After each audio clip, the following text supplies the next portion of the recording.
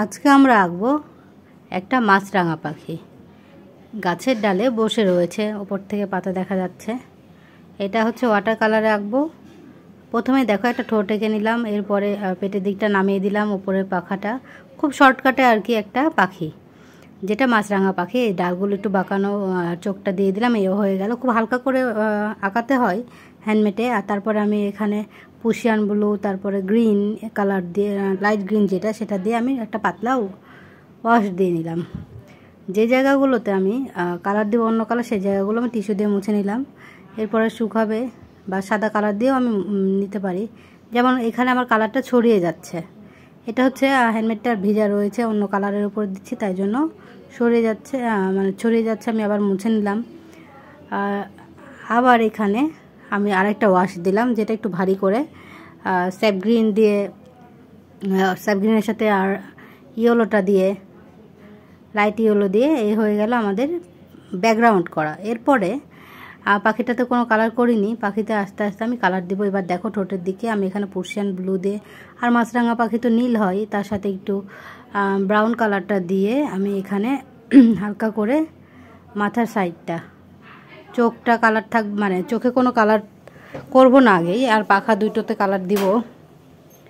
তারপর দেখো পিঠের জায়গাটা অনেক লাইট, সেই জন্য এই জায়গাটাতে আমি পানি দিয়ে, জল দিয়ে আমি এই জায়গাটা টেনে নিয়েছি।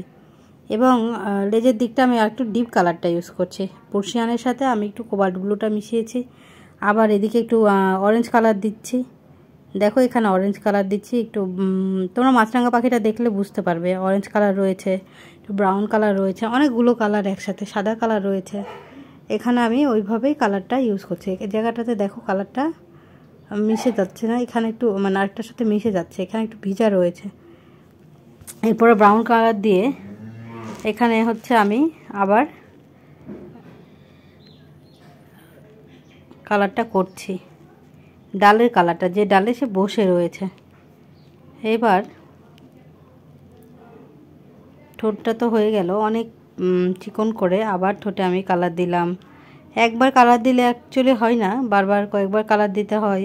আর অনেক পাতলা করে কালার দিলে বেশ কয়েকবারই কালার দেওয়া লাগে। এখানে আবার আমি কালারটা ইউজ করছি। তোমরা যদি চাও একবারই কালারটা ইউজ করতে পারো, ভারী করে কালারটা দিতে পারো। আমি খুব হালকাভাবে কালারটা ইউজ করছি, মানে হালকা, মানে কালারটা খুব পাতলা করে গুলে নিয়েছি। এরপরে দেখো আবার আমি নীল কালারটা ইউজ করছি, আবার নীল কালারটা দিচ্ছি, এবং পাখার দুই সাইডটা, আর মাঝের অংশটা অনেক লাইট থাকছে, লেজের অংশে কিছুটা ডিপ থাকবে। আমি এখানে আবার পাতলা একটা পানি, মানে জল দিয়ে টেনে নিচ্ছি। মনে হচ্ছে জায়গাটা লাইট পড়ছে, বসে রয়েছে, এরকম একটা ভাব থাকছে মাছরাঙার। এবং দেখো লেজের দিকটায় কালার দিচ্ছি, মানে টুকটুক করে কালার আর কি। ওয়াটার কালার করতে একটু সময় লাগে, হ্যান্ডমেডটা যেহেতু শুকাবে, আর না শুকালে তো কালার দেওয়া যায় না।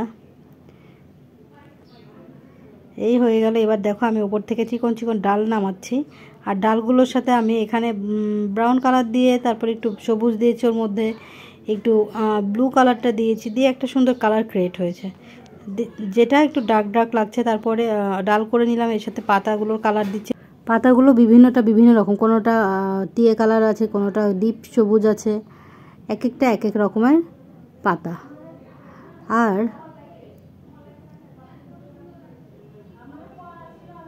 হালকা করে দিচ্ছি। এরপরে এখানে একটা পাতা দিয়ে দিলাম, তার সাথে দেখো চোখটা আমি কালো করে নিয়েছি। এবার পাখাগুলো দেখা যাচ্ছে, মানে একটু পালকগুলো হালকা হালকা, আমি এখানে খুব হালকা করে পালকগুলো দিয়ে দিয়েছি। এবার ঠোঁটটা হয়ে গেল, আবার একটু ঠোঁটের নিচে আমি একটু ব্রাউন কালার দিলাম, চোখের নিচে ব্রাউন কালার দিলাম। এভাবে আবার একটু সাদা কালারটা ইউজ করছি। পেপার হোয়াইট রেখেছিলাম, কিন্তু আসলে পেপার হোয়াইটের সাথে আবার একটু হোয়াইট দিলাম, যে কালারটা একটু ব্রাইট লাগবে। এর সাথে আমি আবার কালার দিচ্ছি, পার্সিয়ানের সাথে হোয়াইট কালারটা বেশি দিয়ে। পাখির গায়ে তো হালকা কালার থাকে।